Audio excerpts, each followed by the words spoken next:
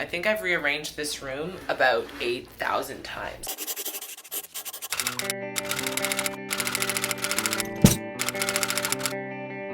Today, I was finally able to order a shelf from IKEA that I've been waiting for so long. They've been sold out. I haven't been able to get it. So I'm gonna go get it tonight. I'm gonna start taking all of this down. While I'm taking that down and putting the new shelf up, I'm gonna listen to From Blood and Ash by Jennifer L. Armentrout, and I'm a little worried because I watched Marinez. I'll link her channel and her review here. I haven't watched it yet. She said that she didn't like it. I clicked off because I haven't listened to it yet, but I'm excited to go listen to her review after I finish it. So, yeah. This is what Brilliance Audio presents From Blood and Ash by Jennifer L. Armentrout. All right, let's start. By Stina Nielsen.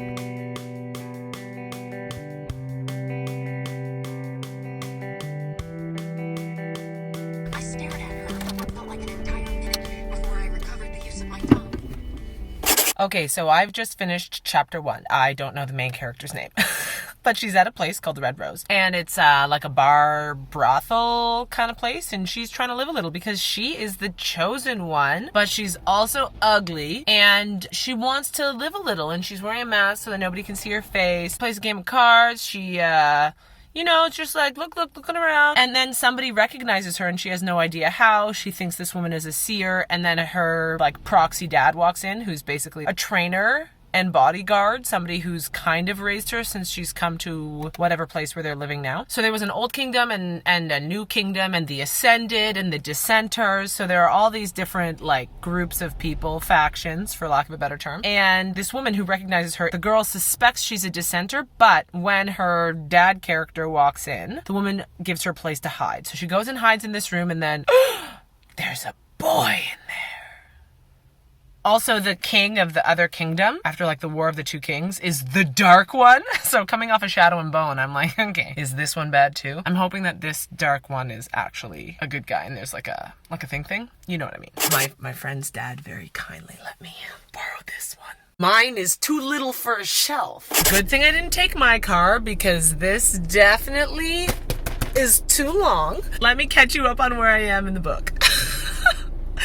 So she's in this room and there's a boy there and he is such a pretty boy and he's so tall. He mistakes her for somebody else because she stole somebody's cloak or borrowed somebody's cloak. And she lets him take his shirt off and pick her up and start making out with her. And then he recognizes that she doesn't kiss like the girl he thought she was and they're talking now. And it was quite cringy. It was like, man, I don't know how I feel about this. And she's never been kissed before and now they're chatting and like, I'm into the dude. He seems fun and tall.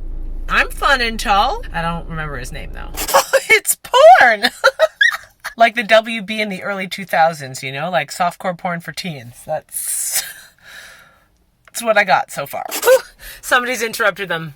They're not going to bone right now. I don't think they're going to bone right now. All right, there it is. There's the corner it's going to go into. And where am I in the book? So something that I didn't say before is that the main character, who is also known as the Maiden, although I still can't remember her name, she's like an empath. She can sense people's emotions. Within the next couple months, she's going to ascend and be given to the gods. And then she will have some kind of special privileges, but we're not sure what that is yet. She knows how to fight because this father figure person taught her to, even though women don't really learn that in this world. The father figure and her are also part of this organization, like the White Handkerchief or something like that. They are called on to help people in need, and I think specifically pertaining to some kind of curse that I'm not really clear on yet. But somebody is cursed and she has gone with him to go help this woman. And I am going to go get some scissors or a knife to help myself to these boxes. So the curse is like a make a monster kind of thing, and it's from the Atlanteans, like an Atlantean kiss makes you this kind of monster thing. And I think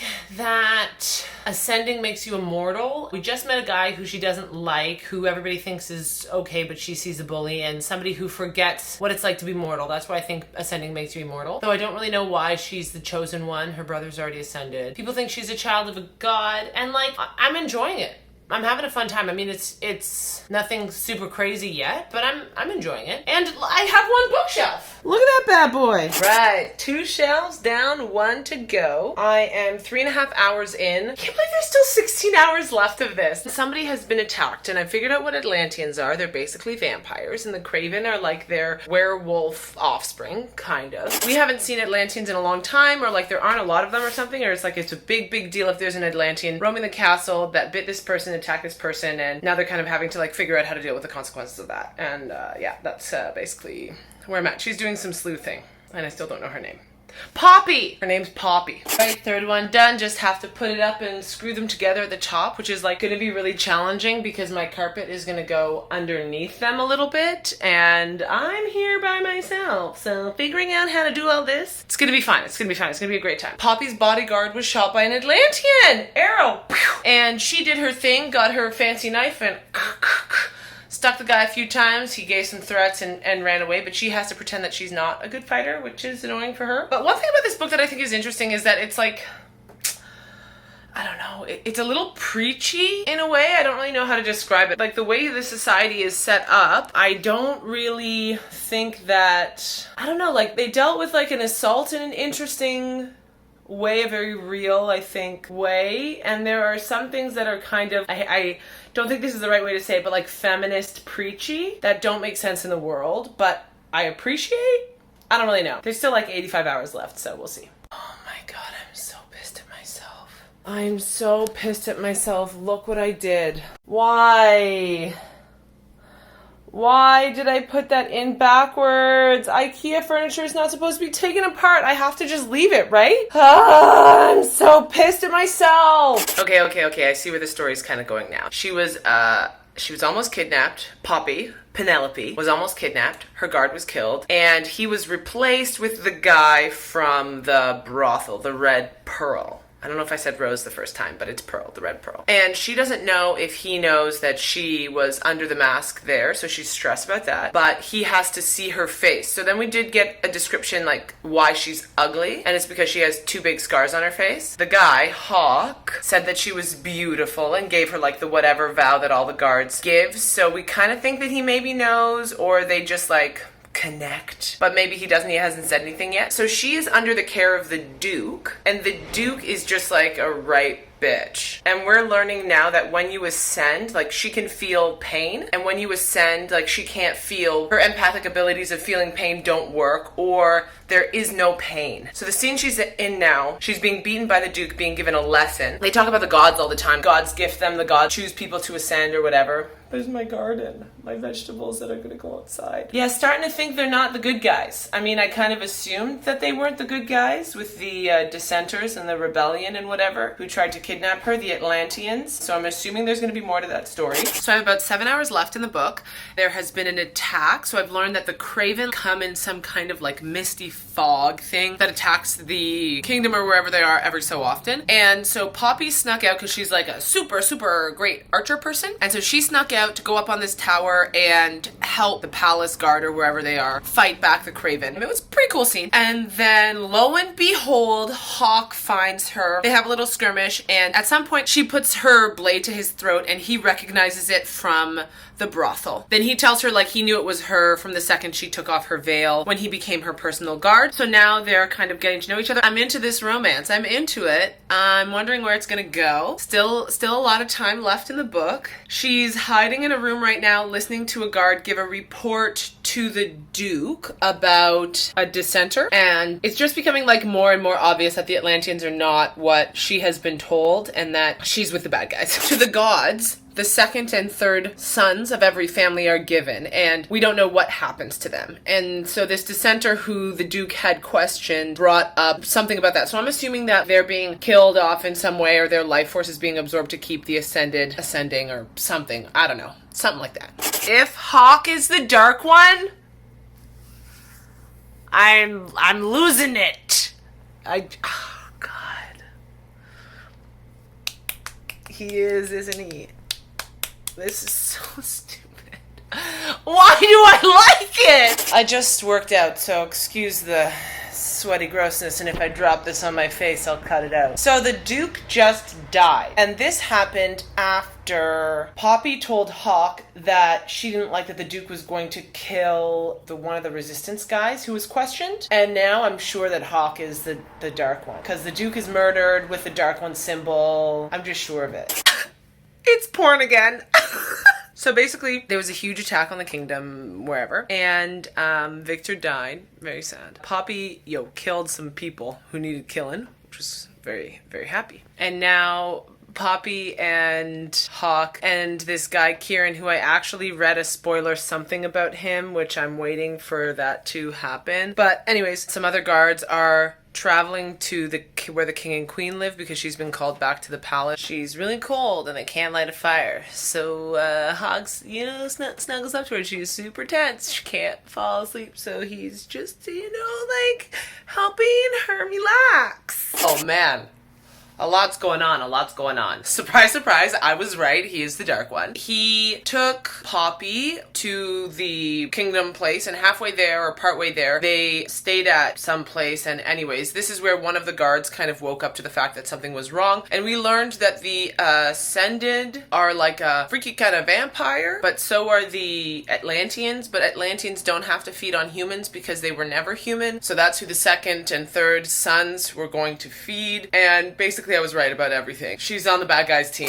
She's starting to feel more than anger right now. She's just like a fully fledged empath, I guess. And she can sometimes feel Hawk's emotions. One time she hasn't been able to when she tried because she thinks he put up a wall, and she's like really mad at him for betraying her, but of course she's gonna get over it because they're actually the good guys. And half of the Wolven, who are another kind of being. The Craven is what happens when the freaky vampires drain somebody. They become Craven. And Wolven were assumed to be extinct or something. Anyways, a bunch of them want her dead because of what her people did, and they think that she couldn't have not known that the freaky vampires were freaky vampires, even though she totally didn't. She was attacked by a bunch of them and she's dying, and so Hawk, Dark One, whatever, Prince Caspian, whatever his name is now giving her his blood because he's an Atlantean, and that is something that heals people. I'm having fun. It would have been cooler if I wasn't right about everything, but I was. So she's just had a line.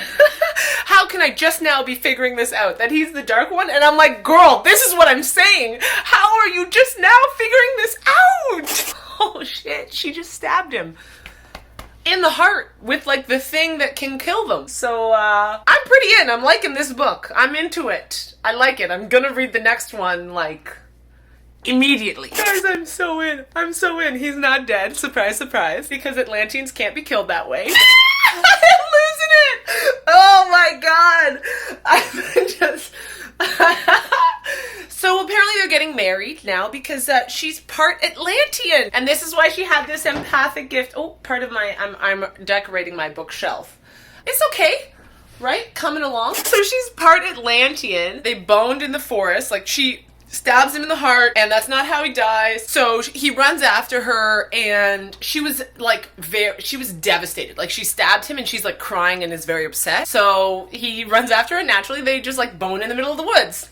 Okay, now he's filling her in and everybody in on the plan. And the plan is not to go trade her for his brother, who's being held by the freaky vampires to make more freaky vampires. The plan is to go back to Atlantia and get married.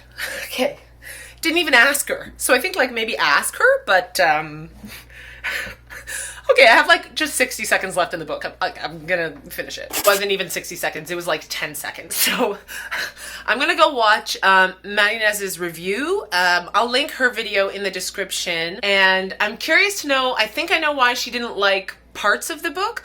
I'm curious to know why she didn't like all of it. I also love, even if it's books that I like, I really like hearing other people rip books apart. I just think it's so funny. So I'm interested to see what she thinks, but I really enjoyed it. I had a really good time listening to it. There's one spoiler thing that I saw, and I actually think she tweeted it, and that's what I saw, that Kieran basically means black, and Tawny, who was Poppy's maid, was also person of color, and that they're named for colors is not ideal, but I really enjoyed it. It was a little tropey, a little trashy, but I liked it. I like that stuff. It was a great You know what? This was a YA, right? Oh, there's a YA book that I really liked. I've been reading some YA and I've just been absolutely hating them, but this one, I had a great time listening to it. Okay, I'm gonna watch a review. I just finished watching Marinez's video on it. It's so good. Please go watch it. Please go watch her video. It's so funny. And she's right about a lot of things. And I think the difference is that, like, I really enjoyed the softcore porn the WB was making in the early 2000s. And this book is pretty much that. One of the things she said is that people have been talking about how complex the world is, and I never thought that one time. I never thought that, ooh, what deep and rich characters in a complex world. Like, this was very fluffy and fun for me, and I enjoyed that. And I think because I enjoyed that it was fluffy and fun, I didn't notice the things that Marinez noticed, and I want to now scour YouTube for other ranty reviews of this book because it was so funny.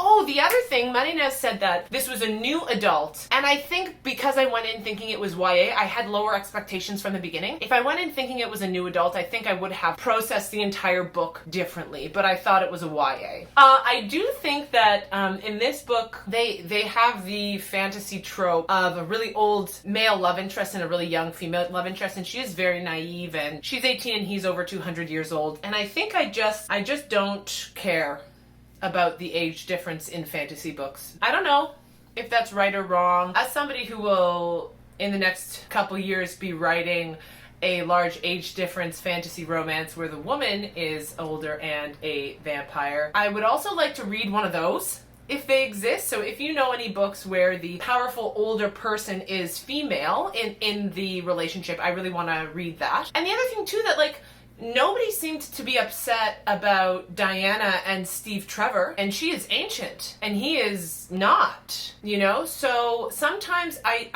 think that when people say things like, why would 107-year-old Edward Cullen be interested in a 16-year-old girl? And, like, why wouldn't he be interested in a 16-year-old girl? You know? Like, I know some pretty kick-ass 16-year-old girls. So I don't really know. I'm still kind of working through how I feel about all that. And I mean, this was a really, really fun read for me. I enjoyed it. This is not what my bookshelf's gonna look like in the end. This shelf is still a mess.